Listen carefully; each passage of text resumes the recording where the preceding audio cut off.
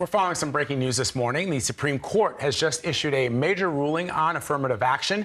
In a 6-3 decision, the justices ruled that the consideration of race in college admissions is unconstitutional.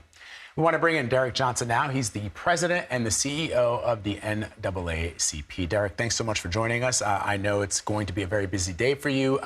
Let me just ask you for your reaction on this decision. It is an unfortunate day for America that this court would decide that diversity has no value.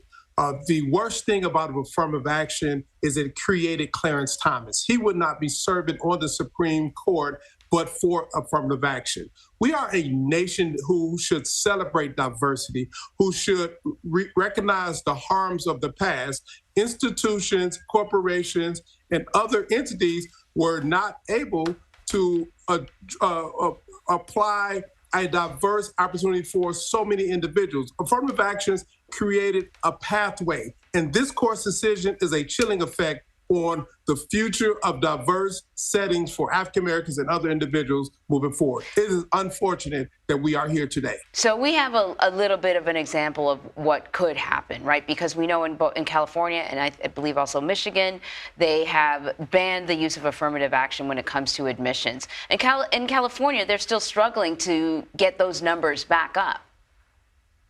And that's the reality that we're confronted with. Here you have many individuals who were born and grew up in zip codes that denied quality K-12 funding and education, who was somehow able to still overcome that, be situated to get to institution of higher learnings, and now the doors are closed. That should not be the way for America. Are we going to be a country that embraces diversity for a global economy looking into the future, or are we going to be a country that's always looking to try to remake 1950s?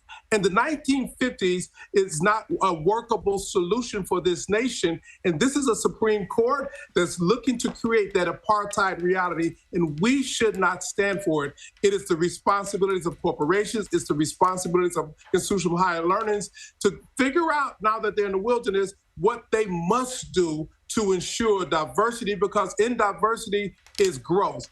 If we don't have diverse settings, this country cannot grow into a future that's competitive with other nations. So, Derrick, let me ask you what others who don't share that opinion have said, which is that we celebrate diversity in this country, but these laws that have been put into place over the course of many, many years have then prejudiced the acceptance of the admissions of other students, for example, Asian Americans, or even some white Americans who say, look, just on the basis of my merit alone, I deserve a seat at that university, but because of these laws, I am now disenfranchised. So thus the equal protection under the law that the 14th Amendment affords all Americans is not being applied to me. I'm being disadvantaged by this. How do you respond to people who say that?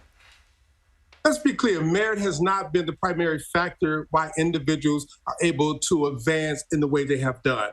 Individuals are advancing because of legacy admissions. Individuals are advancing because of wealth and the creation of wealth in the zip code that they was born into. Individuals are advancing because of a level of white privilege that you, I, and all of us here have been denied. So those arguments fall flat. And a few decades of trying to affirmatively repair the intentional harm based on race that took place for centuries is inadequate to address the necessity of providing opportunities. So this is not a merit conversation, because Clarence Thomas would be on the Supreme Court. We have far more African Americans, much more qualified in their academic settings and their performance than he was. He's there because of affirmative action. So the merit argument falls flat on its face.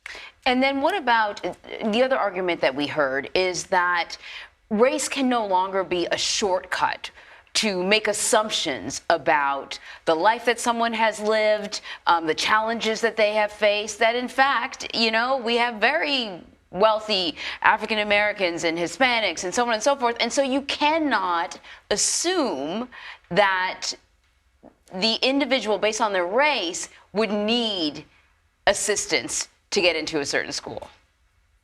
But that's our point exactly. White people should not use race as a need to get into schools. They should not use the white race category to advance themselves. So let's remove that as their accelerator and open up opportunities for more individuals of diverse backgrounds. That's our argument.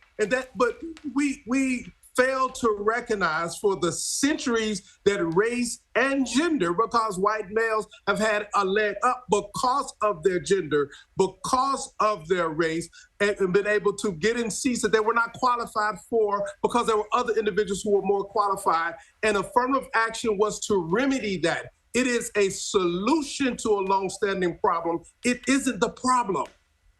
Yeah, and Derrick, just to echo what you are saying, let me just read for our audience a bit of what Justice Ketanji Brown Jackson has written. Having so detached itself from this country's actual past and present experiences, the court has now been lured into interfering with the crucial work that UNC and other institutions of higher learning are doing to solve America's real-world problems.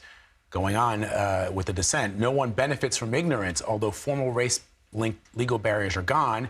Race still matters to the lived experience of all Americans in innumerable ways, and today's ruling makes things worse, not better. The best that can be said of the majority's perspective is that it proceeds ostrich-like from the hope that preventing consideration of race will end racism. Absolutely brilliant dissent.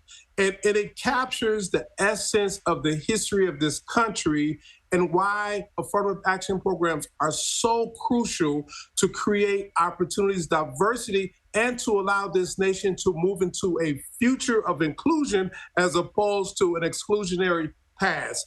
She personifies the essence of academic excellence and an outstanding jurist. But the real question here is, for the majority of the court, what type of America they're trying to create? Are they truly trying to create an apartheid reality in the United States? We've lived that experience. It is a diminishing return, and there is nothing we can do to go back there. So it's important for institutions of higher learning. It's important for corporations and other employers to do all what is possible to ensure diversity in their spaces in order for this nation to live up to its creed, in order for this nation to have a functioning democracy.